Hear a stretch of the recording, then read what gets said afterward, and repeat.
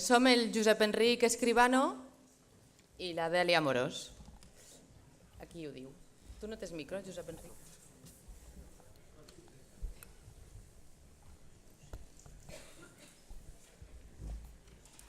Bé, bon dia. Aquest simposi s'estructura al voltant de dos eixos, tal com ja ho heu pogut comprovar en el programa. Hi ha ponències i debats. I ara que són les 11, pràcticament després de la magnífica ponència inaugural de Carles Segura i Josep Martínez, iniciem els debats, on podreu aportar o aportarem tots les vostres experiències, les nostres experiències, punts de vista, opinions sobre la relació que hi ha entre la literatura i identitat personal i col·lectiva, amb una durada de 45 minuts per donar després pas a un segon debat, molt interessant també, coordinat per la professora Maria Jesús Francés, Literatura i Societat. Abans, però, volem agrair a l'organització del simposi que ja han comptat amb nosaltres i a les persones que han participat en el fòrum. Per si no sabeu què hem vingut a fer aquí, anem a contextualitzar això. A finals del curs passat, des de l'organització del simposi, ens van convidar a un grapat de professors de secundària a coordinar uns debats que s'estructuren al voltant de 8 eixos, que són els que ha explicat abans el professor Carles Segura, uns debats que estan en obert a la pàgina del Congrés i en què hem anat llançant des d'aleshores, més o menys des d'aleshores ençà, preguntes, d'acord? I preguntes, nosaltres hem llançat preguntes i vosaltres hauríeu d'haver respost.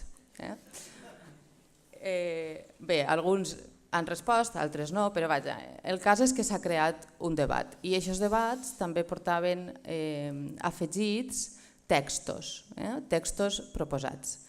I el que venim a explicar Josep Enric i jo ara són les conclusions o a exposar-vos el debat que s'ha creat en el fòrum que coordinàvem nosaltres, que era el de literatura i identitat personal i col·lectiva.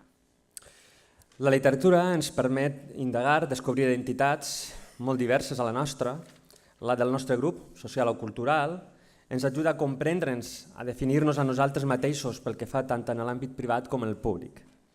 El fòrum que coordinem ha girat precisament entorn d'aquestes qüestions, de la identitat individual, de gènere i o sexual, per una banda, però per una altra la col·lectiva, la nacional. Si no, notem, per exemple, la senyera en els bolquerets. Per una banda, per a poder clarificar la relació entre la lectura i el gènere, ens cal centrar alguns conceptes entorn als quals s'estructura el gènere. Les identitats del gènere són una construcció social a partir de les diferències sexuals. Com sabeu, en l'àmbit de la investigació sobre les identitats masculines i femenines, el gènere és l'efecte d'un procés social que transforma una diferència biològica, mascle-femella, en una distinció cultural home-dona. Per una altra banda, el concepte d'identitat cultural, nacional, si voleu, tot i que no són exactament sinònimes, és una noció clau en els estudis i propostes educatives lligades a dos conceptes, la interculturalitat i el gènere. La identitat, les identitats, com hem especificat en el títol, perquè no en tenim una només i a més són canviants, remeten a un sistema de valor, creences, actituds i comportaments que són comunicats a cada membre d'un grup perquè hi pertany. Sentim, comprenem i actuem en el món d'acord amb això. En la identitat comunitària té molta força la memòria col·lectiva, transmesa per la família, l'escola, els mitjans de comunicació. La multiculturalitat i el gènere estan irremeiablement articulats perquè el gènere és un factor estructural que divideix la societat i les cultures en dos grups culturals, masculí i femení. Hem coordinat, doncs, com ja es poden fer una idea, el fòrum del mapa, del territori, del cos, la triple ferida de la Marsal o la llengua soc jo, de Montserrat Roig, que ja va posar de manifest la professora Francés en estudis anteriors. Doncs arribats a aquest punt, al punt en què hem d'implementar tots aquests conceptes en l'aula, en què ens hem d'arromangar com a docents, en què hem d'esmolar l'eina, arribats a l'hora de la veritat només tenim que preguntes. Preguntes que hem volgut llançar a la comunitat educativa per intentar esbrinar què sabem els mestres, el professorat de tot això, si som o no som conscients que treballem amb material sensible. Els i les adolescents immersos en infinites baralles internes i externes per definir-se. Si passem de puntetes per por a no saber com fer-ho, si no ens interessa en absolut, o ja ho resoldrem en un altre lloc, o si no tenim temps, no tenim temps realment. Comencem, doncs, en aquestes reflexions. Ara jo baixaré. I em deixeu un micro?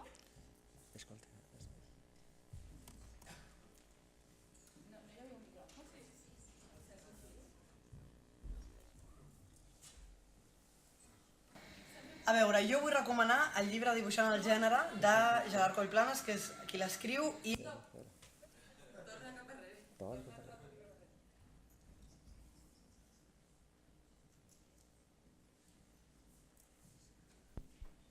Bé, me sentiu, no? Bé, doncs ara el que hem de fer és jugar a respondre preguntes. Totes les preguntes que nosaltres... Maria Vidal, que és la seva il·lustradora. Per dues raons principalment. La primera és perquè el Miquel és una proposta, un híbrid entre llibre il·lustrat, gairebé llibre infantil. Bé, el Miquel es moriria de la por ara de veure's ahí. I si fas la rodeta cap a l'altra banda, cap al principi? El cas és que ara ens farem preguntes, posarem algun vídeo i mirarem de com duem això a les aules, que és el que ens interessa. Com duem tot això a les aules? Vinga, ara sí.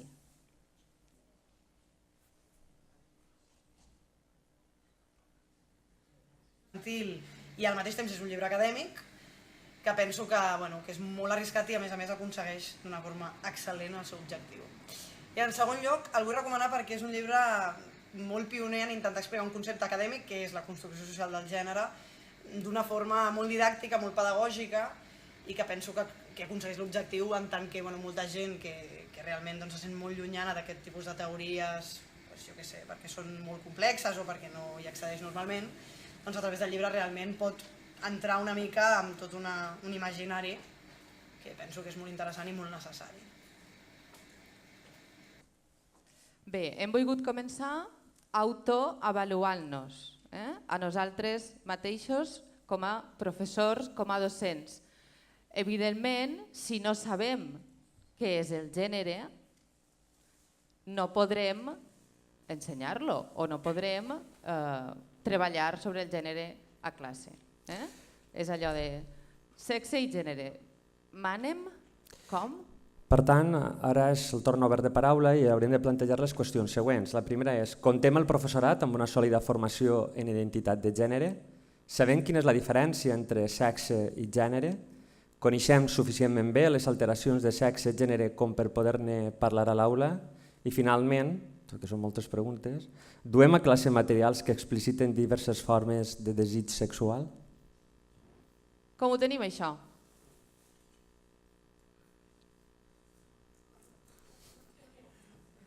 Qui comença?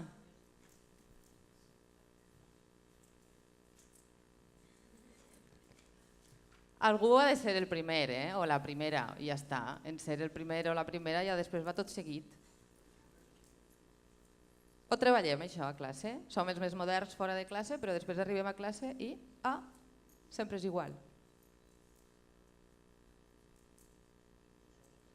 Gràcies, Marinela. És només per començar, Jo també vaig treballar a un institut fa molts anys, quan començava i era jove, i recorde que en l'institut on ens trobàvem van vindre unes persones d'un gabinet d'educació sexual de l'Ajuntament del poble on jo treballava llavors i ens van demanar si podíem fer unes classes d'ensenyament i d'alguns consells i algunes coses per als alumnes de l'institut. Estic parlant de fa 25 anys. Doncs en aquell moment la direcció del centre va posar algunes reticències i el curs aquell que ens oferien no es va poder fer. En 25 anys s'ha canviat i aquests temes es tracten més en els centres. Estic parlant només de la part del sexe. Si no se tracten els temes del sexe, doncs el de gènere suposa que bastant menys. I he de dir-vos que de 25 anys ençà jo tinc a casa personetes que ara van als instituts i fins on jo sé ni s'ha tractat molt el tema del sexe ni molt tampoc el tema del gènere.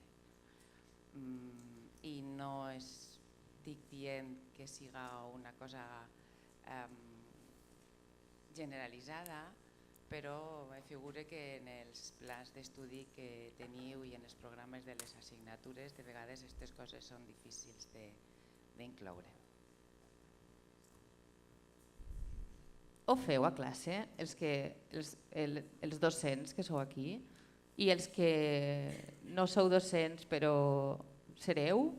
O teniu pensat això? Segurament en algun moment heu pensat com explicar la gramàtica, no? Com explicaria jo què és un complement directe? Però com abordar la identitat, això ho heu pensat? No, no? Va, tira, a veure si la següent és més fàcil. Jo crec que sí, eh? Això és un poc més fàcil. Vinga. Per un sexeni complet, això és com l'1, 2, 3. Per un sexeni, els que cobreu sexenis. Noms d'autores que expliquem a l'aula més enllà d'Isabel de Villena i Mercè Rodoreda.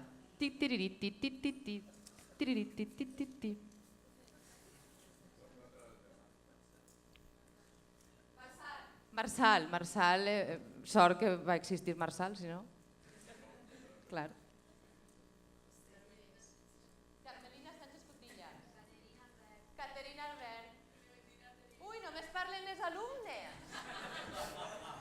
Clementina Alberiu, que era la dona de Carles Riba, no?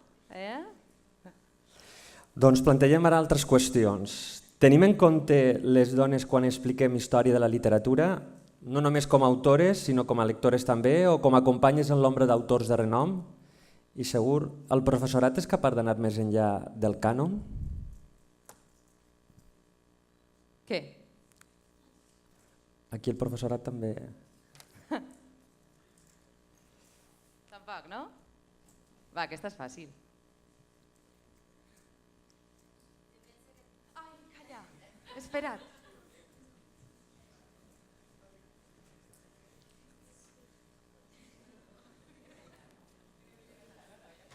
Jo tinc una...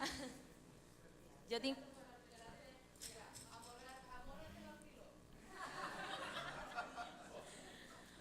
Val, jo tinc una companyera de classe que ella també sap de literatura universal un poc, sí, tu.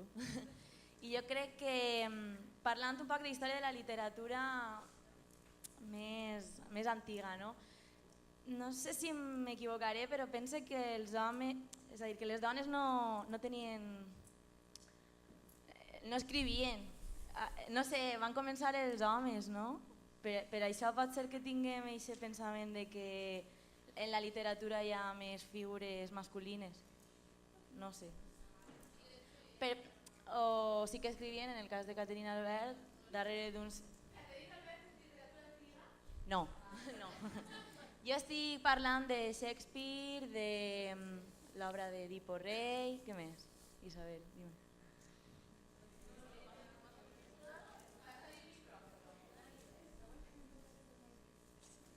Vinga, Cristina.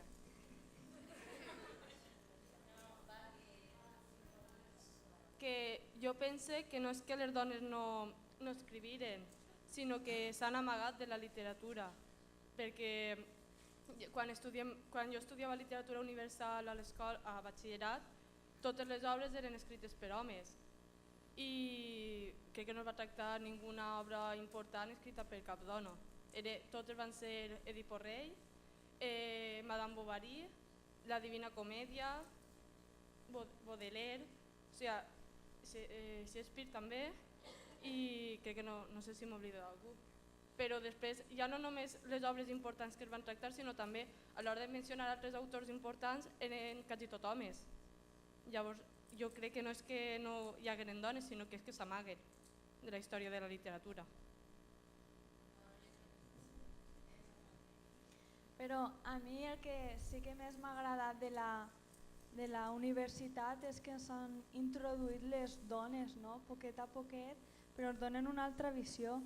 I jo crec que sí, en literatura, sobretot els professors de literatura, ens mostren aquest sentiment de passió, no? per els autors catalans, com pot ser potser Maria Mercè Marçal, no?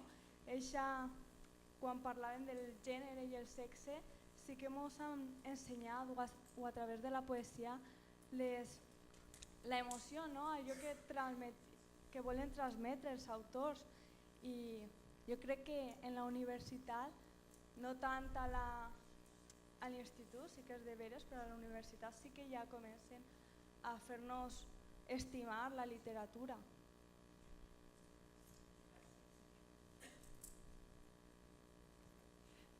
Gràcies. I als instituts, com ho tenim als instituts? Vinc aquí perquè aquí hi ha més professorat d'institut. Potser agrairíem que les editorials editaren més autores, o potser agrairíem que des de la universitat ens arribaren propostes als instituts? Allà. Josep, em faràs moure, eh? No. No, que si no, no cobraré.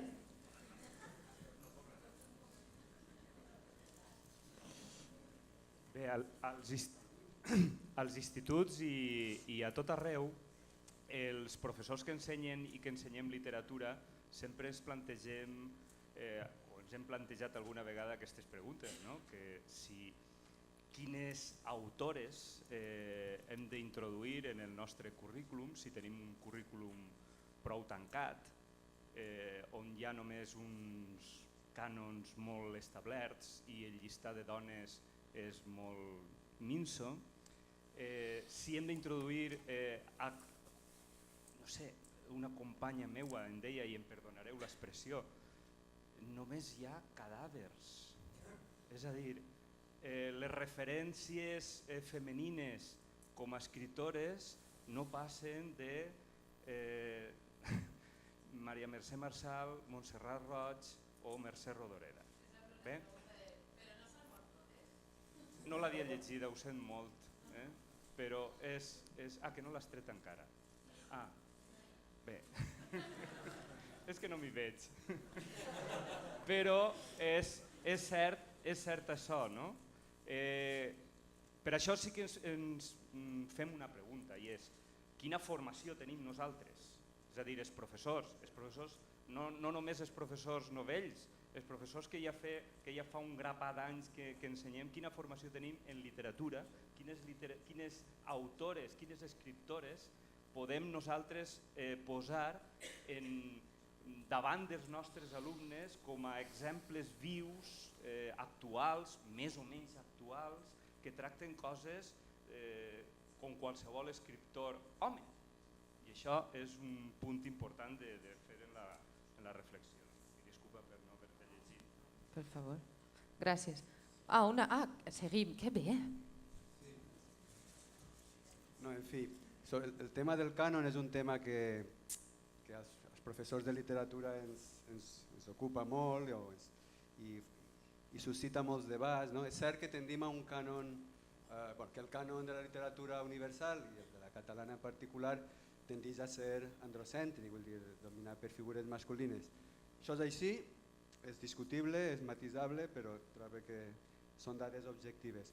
Una altra cosa és que... Sí, ara entrem a altres qüestions. Òbviament l'objectivitat és també molt debatible i molt matisable. Així, en l'àmbit, en l'estat espanyol, el tema del cànon, el principal atac al cànon que s'ha fet, trobo jo, és des de l'àmbit de la literatura del gènere. Ho dic perquè en altres àmbits, penso en l'anglosaxó, sobretot en el cas anglès i nord-americà, sobretot, la qüestió és molt més complicada encara, no? Com ja sabeu, perquè està el tema de les cultures minoritàries, les cultures latines, el cànon afroamericà, el postcolonialisme, etc. No? En el nostre àmbit la qüestió principal és la de la literatura de gènere, i entrant en aquest debat, doncs és veritat que, tot i que intentem compensar-ho i que en el nostre cas algunes companyes del departament ens ajuden a fer-ho i ens demanen que ampliem les llistes de lectures, les autores, que introduïm més autores i que en algun cas, quan l'àmbit d'interès se centra més en la literatura de gènere, es cau en un cànon potser compensatori, no? Que prima la literatura femenina. Jo crec que hi ha una literatura femenina actual viva molt interessant, que no tot s'acaba en Rodoreda i en Roig, vull dir que n'hi ha, per comentar el que has dit, Josep, vull dir que n'hi ha, per exemple, en l'àmbit poètic o en l'àmbit novel·lístic, doncs hi ha autores actuals molt interessants. Penso en l'àmbit valencià, sense anar molt lluny, que no és que hi ha una superabundància de narradores, per exemple, presentant això, però penso en autores com Raquel Ricart o Anna Moner, no? Que són molt interessants, que estan vivint ara, i que crec que hem de fer un esforç, en definitiva, els professors de literatura en ampliar el cànon, vaja, sobretot en aquest criteri de gènere, no? Que estem dient. Gràcies, Ximo. Seguim.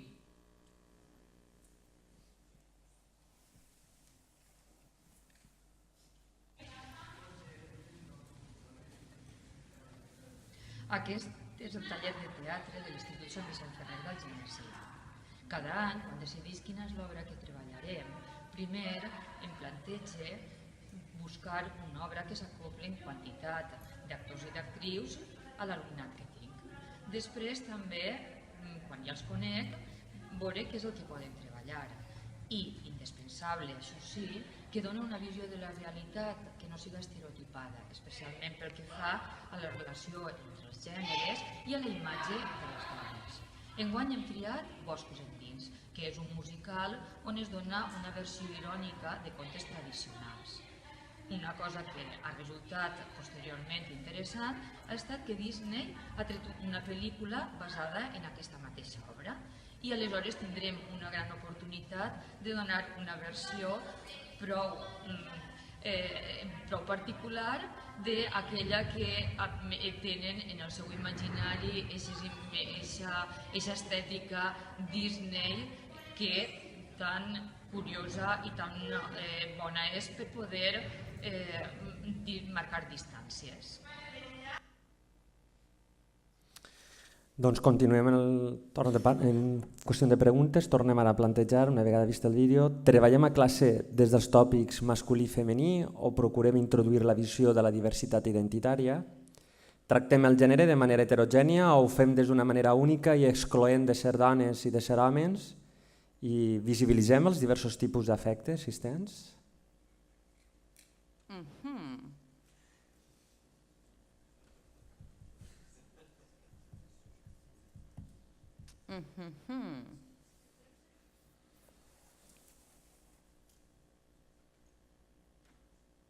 Ningú? El vídeo, estan pensant, no? Què vol dir això dels diversos tipus d'afectes? Jo crec que estan pensant això. En el vídeo, la professora Bàrbara Pérez explica que enguany està treballant Boscos endins, que és una obra que trenca els tòpics del que és masculí i del que és femení i de com es representa la dona i de com es representa l'home. Això ho treballeu a classe?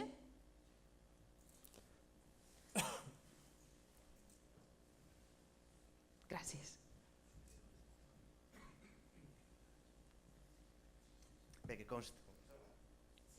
consta que jo soc professor d'institut, que dius que no participem. Mira, jo estava escoltant-vos i em venia al cap una constatació. venia al cap una constatació. Jo tinc alumnes de primer d'ESO fins a segon de batxiller, amb FP bàsiques, totes aquestes històries. No? I curiosament les que millor escriuen en proporció són sempre les alumnes. No? Això crec que tots els que es dediquem ho haurem vist, que les xiques en proporció escriuen més, són millors lectores. Ara, quan fan una història, em crida l'atenció el caràcter conservador de la història. Jo en primer de l'ESO estic de llegir-me i es demana una història, jo què sé, d'aventures. Les xiques, el cavaller, la princesa... Vull dir, caram, així cal un cert reciclatge. És a dir, que de vegades vosaltres mateixes també sou les que teniu unes idees molt interioritzades i molt estereotipades. Després... La culpa és nostra, no és dels mestres. Tots col·laborem, tots col·laborem. I la tele. Sí, però vull dir que costa molt trencar això perquè... Sí. Si topes amb aquesta realitat, que després tu l'has de treballar, evidentment. Després també una coseta que volia comentar, que també l'ha tractat Simó quan ha parlat d'ADES, era el fet de les dones escriptores. No? Clar, tu mires la història de la literatura i veus que, home, dones escriptores en proporció hi ha poques, però jo penso que també és perquè a les dones tradicionalment no els agrada destacar. Jo, per exemple, quan estudiava a la universitat, que tinc, o no les han deixades, jo, per exemple, quan estudiava a la universitat, i si tinc algunes companyes il·lustres que van ser companyes meues d'universitat, a més de professors com Josep Martínez i altres, clar, jo m'adonava que havia gent a la meva carrera que escrivia molt bé, dones, però després no han publicat, no s'han fet escriptores, com altres companys que sí que s'han fet escriptors. Això també és una cosa que s'hauria d'analitzar. Quins problemes tenen les dones, pot ser la seva vida personal, el paper de mare, que vulguis que no, de vegades han d'assumir, o altres papers que fa que no puguen dedicar tant de temps a escriure com els homes. I després també jo vinc d'una comarca, l'Alcoià Comtat, que diuen que alces una pedra i apareix un escriptor. Jo no ho sé, jo crec que estan exagerant. O un músic, alces una pedra i apareix un músic. No sé si serà veritat. Ara, també és veritat que proporcionalment dones escriptores n'hi ha poquetes, perquè ara estem preparant una activitat que volen fer un cicle de conferències amb escriptors de la comarca i clar, dones escriptores a la meva comarca, que n'hi ha tant d'escriptors, doncs n'hi ha 2 o 3 i ja les hem portades i estan tots, aquí durem, estem investigant, si n'hi ha alguna més intentarem descobrir-la, però que és difícil. Sí. Coneixeu el contes per a nens i nenes políticament correctes? Sí. L'utilitzeu? Dona molt bon resultat i és molt divertit.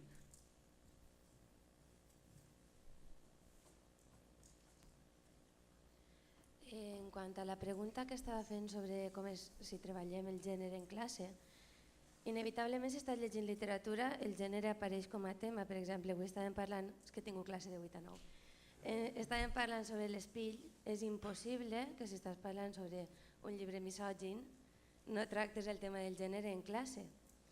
Per tant, inevitablement, si tractes la literatura, com deien abans, és un reflex del món que coneixem, és normal que aquest tema sorgisca. Després has de valorar tu com has de tractar el tema amb els alumnes. I en quant al comentari que estava fent de la pregunta anterior, està clar que hem viscut en una societat masclista durant molt de temps. Està clar que hi havia escriptores femenines, però el problema és que, com no es donava importància a la dona, els escriptors que han quedat en la història de la literatura són els homes. Això està clar. Escriptores n'hi ha hagut sempre. Sempre que hi ha hagut alguna dona que ha pogut ser educada o que ha estudiat, sempre hi ha hagut escriptores femenines. El problema és que, clar, en una societat en la qual es primava ser home per damunt de ser dona, és lògic que la literatura que ens quede principalment siga la masculina. Ara, avui en dia, el problema que tenim, o almenys el que jo em trobo, és que el meu currículum de secundària em diu que els autors que jo he de donar en classe són, si estic parlant del segle XV, del segle d'or, he de donar Ausiàs Marc, Joan Martorell, 5 o 6 autors més i Sor Isabel de Villena. No n'he de donar un altre. Tingueu en compte que l'alumne de secundària són adolescents, de 12 a 16 anys, i es dona la literatura i es dona la llengua com es pot. I això que no em queixe, que els meus alumnes de veres són motivats, en la seva majoria. Però clar, el temps que tinc és el que tinc, els alumnes que tinc són els que són, i el meu currículum i la meva llei diu que he de donar uns certs autors i unes certes èpoques. Per tant, si em sobra temps, si la meva programació m'ho permet, si totes les conjuncions astrals donen temps per a això, clar que tractaré la literatura femenina, però de moment, fins que la meva llei no canvi o no es modifiqui o no es modifiqui el meu currículum, perquè canvi la llei o no canvi, el currículum continua sent el mateix. Fins que no canvi aquest currículum continuaré donant els autors masculins per damunt de les autores femenines, però sempre deixant un espai a poder aprofitar el temps que em quede per poder treballar-ho també.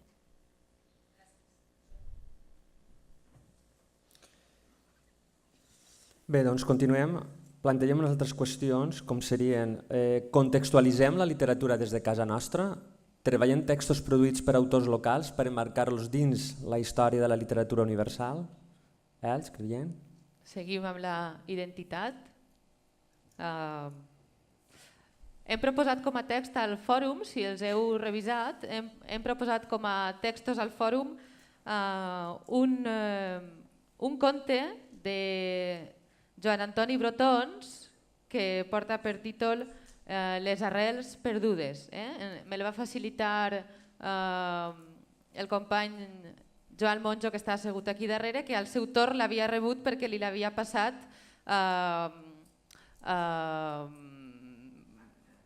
Antoni Mas. O sigui que tanquem el cercle. Bé, i aquell conte, Les arrels perdudes, explica com una família ha d'emigrar a Orà i conserva la llengua i les tradicions que li eren pròpies, que eren les valencianes, i quan torna a Santa Pola o a Elx troba que eren els únics que havien conservat alguna cosa. I és molt interessant de treballar a classe també este conte.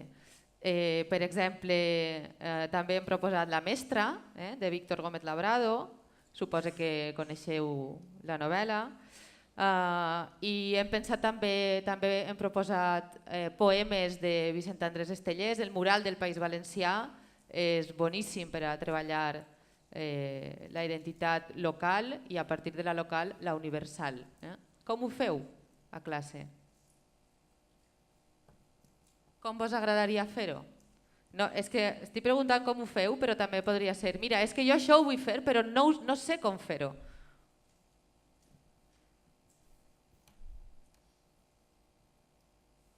Gràcies.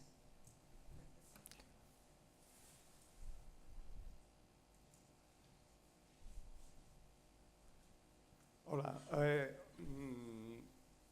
A part de contestar la pregunta aquesta que m'implica molt, simplement l'altre debat que havíeu mogut sobre les diferències de gènere, evidentment en la història de la literatura hi ha un buit sobre literatura femenina, sobre autores femenins, perquè no n'hi ha. Si jo explico el segle XV, a mi sols m'apareix en tots els manuals Isabel de Villena. Jo no visc en el segle XV. Actualment sí que hi ha més dones treballant en història de la literatura. Precisament quan parlem, jo crec que aquest tòpic de la història de dones i homes, en certa manera, hauria de superar-se d'alguna manera, no? Jo sempre m'agrada més parlar de persones. I quan treballem, i d'autores o d'autors, és igual. Quan treballem la diferència de gènere o treballem els gèneres, jo treballo, per exemple, aquests dies que ara s'està celebrant el Dia de la Dona, el Dia de la Dona Treballadora, el dia 8, treballem... Sí, treballem sobre aquest tema, el Dia de la Dona, doncs treballem molt contra el masclisme, o sigui que encara està molt arrelada en la nostra societat. La societat masclista encara està molt arrelada. I per exemple, que donem classes, quan tenim una ètnia, les ètnies marroquins que trobem a classe, doncs tenim aquest problema, ètnies marroquins, gitanes, etc., que el masclisme encara és més fort que dintre de nosaltres. Doncs tot això també ho treballem molt, no? Jo sempre que treballo molt, quan faig diferenciació de gèneres, és sobre el tema anar contra el masclisme, o sigui, aquest és el plantejament, com expliquem, com deia la companya abans, el tema roig, un llibre misògin per excel·lència, diu, però fixeu-vos que les estupideses que no és així, evidentment, si llegim a roig, des del primer moment estem dient, però no vos ho cregueu, o sigui, no poseu en pràctica, no cregueu que solament la seva dona i la Mare de Déu són les úniques dones bones que hi ha al món, o sigui, tot això, però això tenim que dir molt clar, perquè hi ha gent que no ho té clar. El masclisme està molt present en l'aula també. I treballem molt aquest tema. I, bueno, en fi, podien estar reflexionant. I avui estic parlant molt, jo no sé. Com el meu xip està encara en classe i en classe a voltes me tira 4 o 5 hores seguides parlant, doncs per això és. I sobre Crevillent, sobre ells no escric molt poquet, però sobre Crevillent escric bastant. Jo que soc de Crevillent, tinc un llibre publicat que es diu Crevillent i jo, o sigui que sobre Crevillent escric bastant. I estic d'acord amb vosaltres perquè sempre he practicat el tema este des de la perspectiva local cap a la universalitat, perquè això sempre és que treballem per allí, sempre venen el mateix, per què no ho fem en castellà que és més, corre més, és més universal i tal, no. Per anar al plantejament del món en què vivim hem d'eixir del poble, som del poble i a partir del poble, la llengua del poble és la nostra llengua i a partir del valencià, la llengua catalana i a partir d'ahí arribarem al món, no començar a arribar al món des d'un altre lloc. I aquest plantejament és el que jo també defenso sempre d'intentar treballar escriptors locals o de la zona. És un plantejament crec que interessant. Continuem. Doncs plantegem altres qüestions. Quin paper juga l'etnopoètica i el folklore en la creació o el reforç de la identitat nacional del nostre alumnat? Imaginem, per exemple, tu sí que ets un esclafamuntanyes o qui fora el teu arrencapins? Quin paper juga l'etnopoètica i el folklore en la creació de la identitat nacional? Hem proposat al fòrum les llegendes del sud que va recopilar Joan Borja i hi ha molts altres textos de rondalles i de llegendes. Segurament fer visites als llocs on s'esdevenen les històries també és una bona manera de treballar-ho.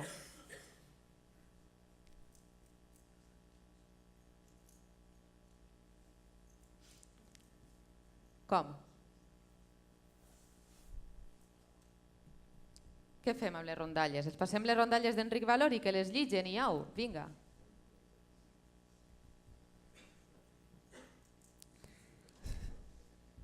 Allà, perfecte.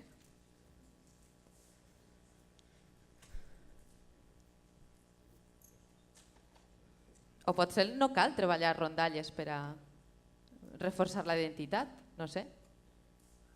Bé, a mi m'agradaria lligar el tema de l'etnopoètica al del gènere, perquè trobo que tenen molts vincles.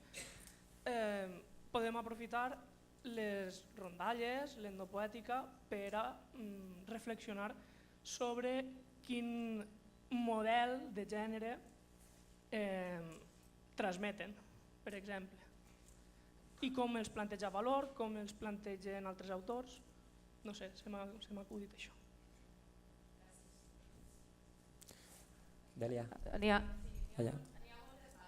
Simplement, molt breu, jo crec que si l'escola i l'institut ha d'estar vinculats i arrelats a la població, seria impensable no fer-ho a partir de l'etnopoètica i a partir del folklore. Gràcies. Cert, clar i breu. Sí, bueno... això va. No, jo és que faig un altre plantejament, però no de l'etnopoètica com un text fixat, sinó com un text que es pot crear, perquè una de les virtuts de la literatura tradicional és que tothom podria ser creador i una manera d'ensenyar als alumnes que n'hi ha uns recursos literaris és a través de la literatura improvisada tradicional, que és el que jo, per exemple, faig servir a classe. I com a les rondalles, jo, per exemple, a partir de les rondalles que em va ensenyar la meva iaia, perquè són les que jo sent i són les que puc transmetre als meus alumnes més fàcilment. Voilà. Merci. Dèlia. Sí. Allí, aquí. Val, dos. Doncs jo crec que la etnopoètica és fonamental, no? per a nosaltres, no? Per a crear-nos com a persones i la nostra identitat. Jo no m'havia donat de la seva importància fins que vaig arribar a la universitat. La meva família no era de contar rondalles, cançonetes, no? I a partir de que manen un treball, recopila el cançoner del teu poble, pregunta rondalles, doncs vaig començar a preguntar, a interessar-me i descobrir moltíssimes coses, i jo a partir d'ara em sent com més gràcies a filologia catalana em sent més arrelada a la meva identitat, no? Al meu jo, que voldria dir. Molt bé, gràcies. Sí. Això és que feu classe, aquesta xica us ha de caure la bava, no? Que ha dit, diu, gràcies a filologia catalana me sent no sé com. Doncs això, està bé. S'han guanyat el salari. Sobre la... Em sentiu bé? Sí. Sobre la construcció del gènere i la identitat, jo pensava més, quan parlem d'etnopoètica normalment solem parlar d'identitat nacional, en el sentit nacional, i és de veres, això dona un potencial, com el que deia aquesta xica, de buscar en el que tenim el nostre territori per a reforçar aquesta identitat i trobar-la. Però sobre la identitat de gènere que parlava abans, que deia abans Josep, i que també apuntava Joan Lluís, un dels interessos que té l'etnopoètica des del meu punt de vista és que l'etnopoètica, com deia Joan Lluís Bonjo, és que no està fixada. És a dir, l'etnopoètica la trobem fixada, però això, quan està fixada, vull dir, és perquè algú l'ha recollida.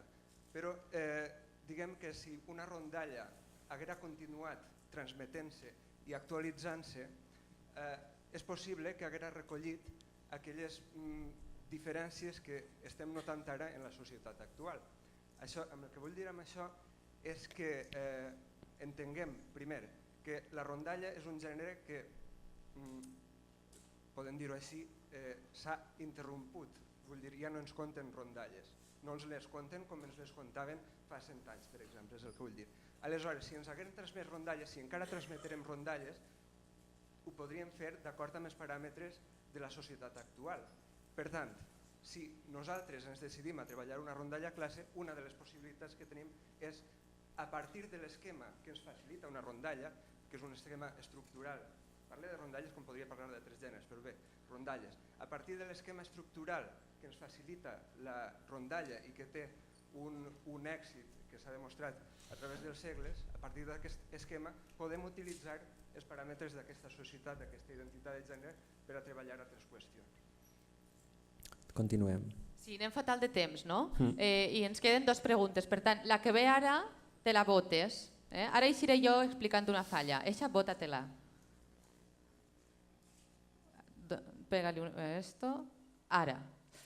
No és l'última, però farem que siga l'última. Sí, les qüestions que ara es plantejarem és quins són els mites i els símbols dels valencians, quins poemes, contes, novel·les o peces de teatre es desenvolupen i quin paper ha tingut la literatura en la delimitació i la popularització d'estos símbols i mites.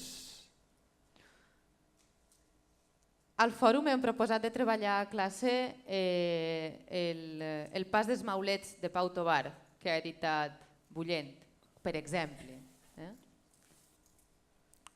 Vespres de foc, també, de Vicent Sanchis, també està proposat al fòrum.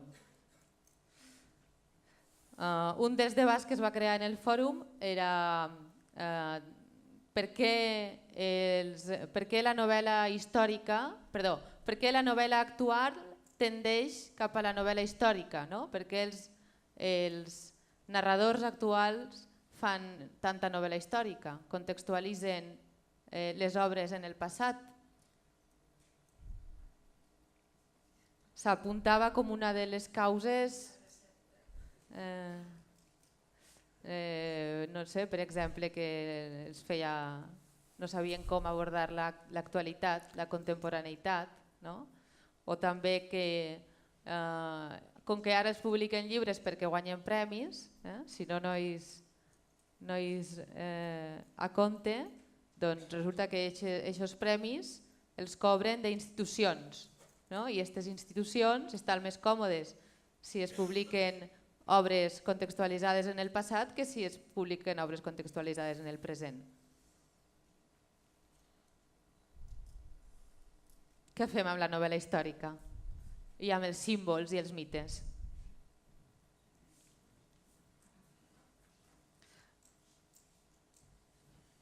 Jaume I era un moniato, però era el nostre moniato, no?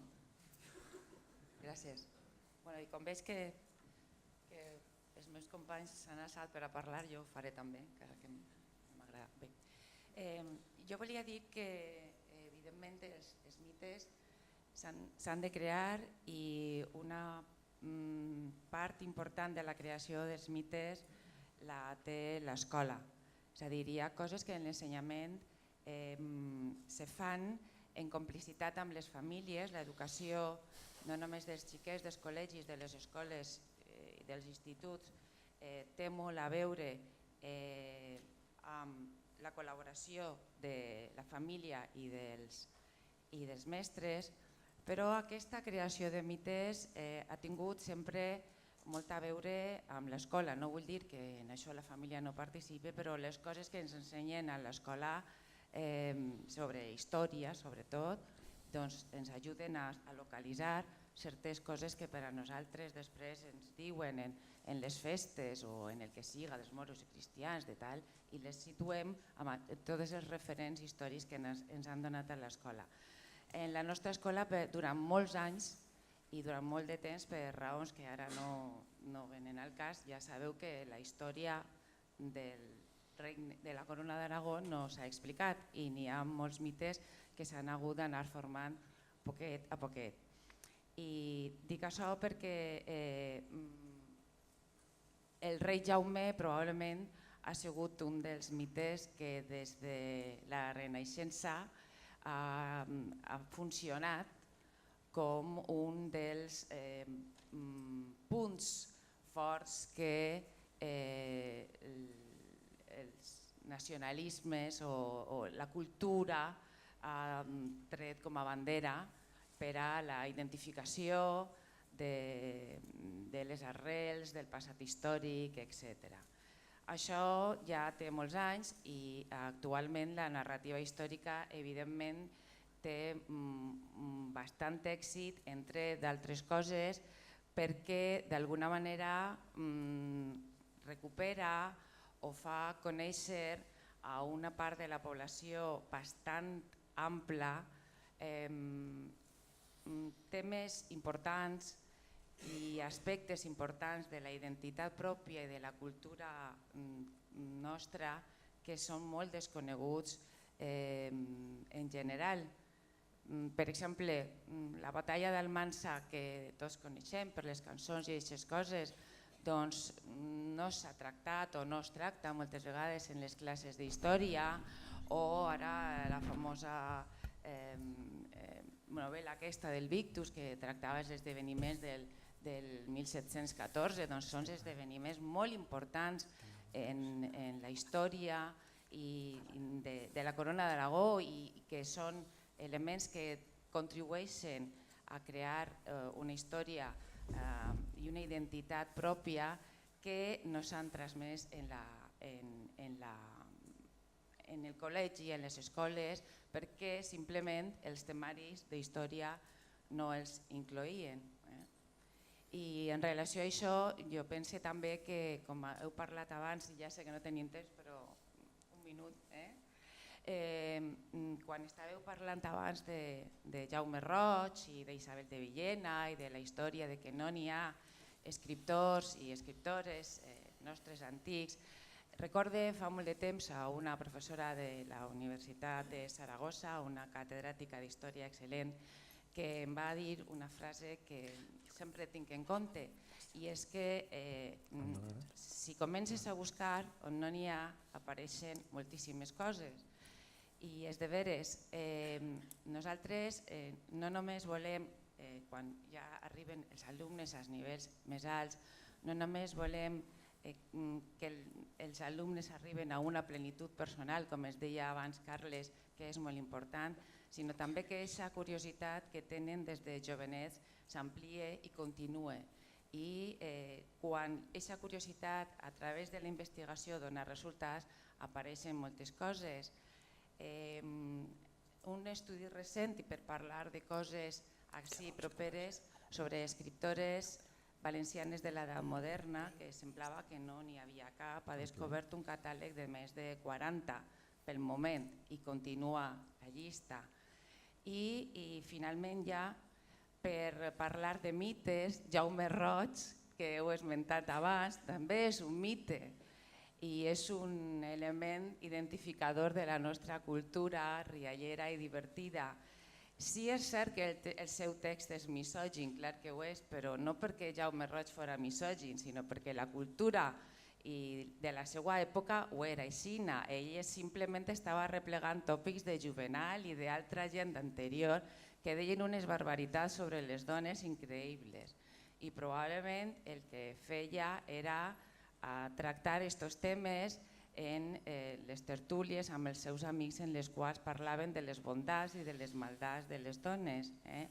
És a dir, que sí, és de veres que sí que és misògin aquell text, però és un text que ha agradat tantíssim als valencians i als catalans que s'ha editat de manera ininterrompuda pràcticament fins als nostres dies. I jo vull reivindicar Jaume Roig, tot i que siga misògin, com el seu text, com per exemple un dels mites aquests que estem creant. Gràcies. Bé, malgrat que nosaltres no hem pogut sinó que portar una petita mostra de textos per treballar la identitat a l'aula, ara quedarà tota replegada en els fòrums. Les llibreries, les editorials en van plenes de textos també per dur a l'aula i per mostrar o ensenyar amb la mirada posada en les identitats. Pot ser també, en aquest sentit, les universitats podrien estructurar repositoris de materials on pogueren poar els docents d'institut. Fer, ja ho sabem, la feina que hauria de fer la Conselleria d'Educació, que sabem que tenim només perquè la paguem. Però ja he dit abans que la culpa no sempre és de l'altre. També és responsabilitat nostra formar-nos, reciclar-nos, llegir textos, possiblement el professorat no llegim tot el que hauríem de llegir, analitzar críticament la realitat en què treballem, buscar-nos la vida, i exigir a les administracions, als organismes competents que ens formen en allò que necessitem, que ens ajuden a fer bé la nostra feina. Fer valdre, en definitiva, la nostra carta de ciutadania i exigir el disseny de polítiques educatives distintes, perquè la formació també per a nosaltres és bàsica. Els estudis culturals i de gènere, com a discurs políticament compromès, pensem que són un desafiament que molts pocs ensenyants de l'educació pública ens podem permetre ignorar, donat que ens proporcionen un punt de vista nou i flexible per dur endavant nous programes d'ensenyament transversals, al mateix temps que l'alumnat desenvolupa la capacitat crítica i d'autodefinició. Si no en sabem, n'hem d'aprendre. I finalment, l'element central en l'aprenentatge és l'emoció. També ho veurem en aquests debats i l'emoció, no hi ha dubte, es vesteix en la pròpia identitat. Moltes gràcies. Gràcies per participar.